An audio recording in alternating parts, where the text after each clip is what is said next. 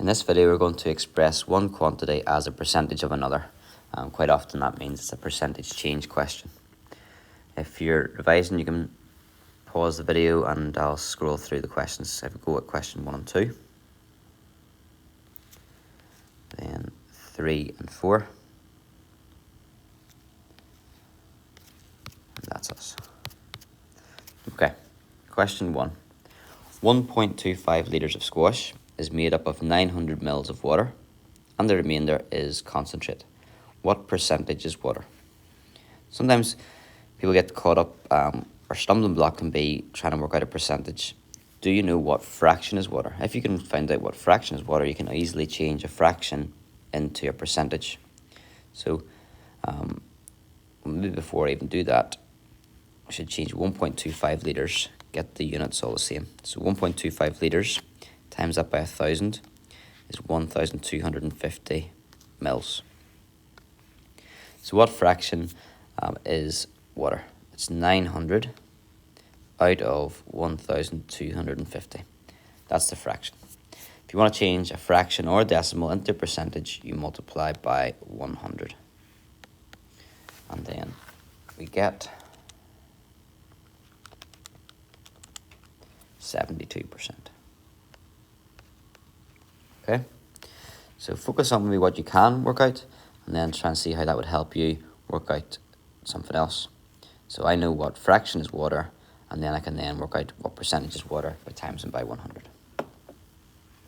If you're doing a general percentage change question, the rule is, or the formula would be to get the change, divide it by the original, and then you multiply. That gives you the fractional change, and then times it by 100 gives you the percentage change. So example 2, Sarah bought a house for 85,000 and sold it for 105,400. Find her percentage markup.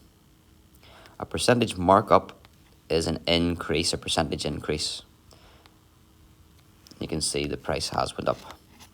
So what we do is we work out the change in the price first of all.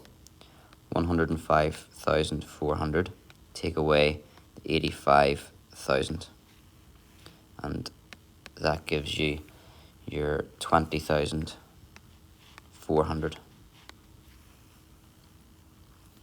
So that's your actual change. So the percentage change,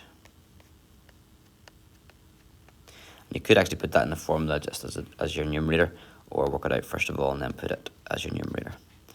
That's 20,400 out of the original amount, 85,000. So that's the fractional increase. And then when we multiply that by 100, that will get you the percentage increase, or the percentage change, or percentage markup.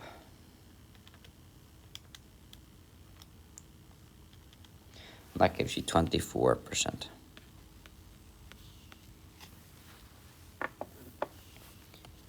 Question 3. Oh, sorry, I should say what you can do is get your 85 grand, increase it by 24%, and see do you get 105,400. That's a good check. Number 3, Jim bought a book for £12 and sold it for £9.96.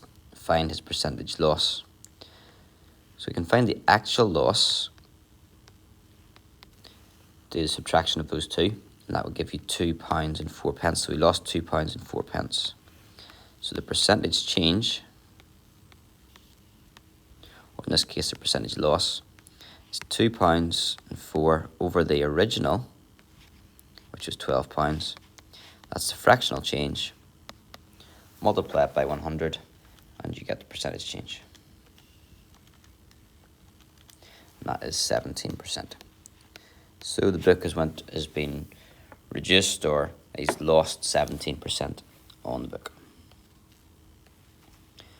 Number 4.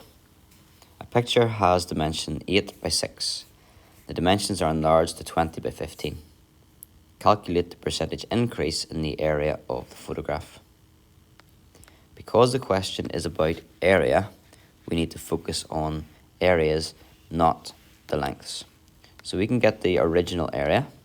So I'm going to call that there the old area, the original area, AO, is 8 by 6, which is 48. The new area is 20 by 15, which is 3,300. We're now using the right numbers to work out a percentage increase in the area. So the actual increase would be 300 minus the 48. So it's actually increased by 252. So the percentage change, or in this case the percentage increase, is 252 over the original area, which was 48, and we multiply that by 100. You'll notice that fraction is improper or top heavy, and that means that the increase has been more than 100%. It's more than doubled, it's more than tripled. Actually, when you get the answer, you get 525%, so it's been increased considerably.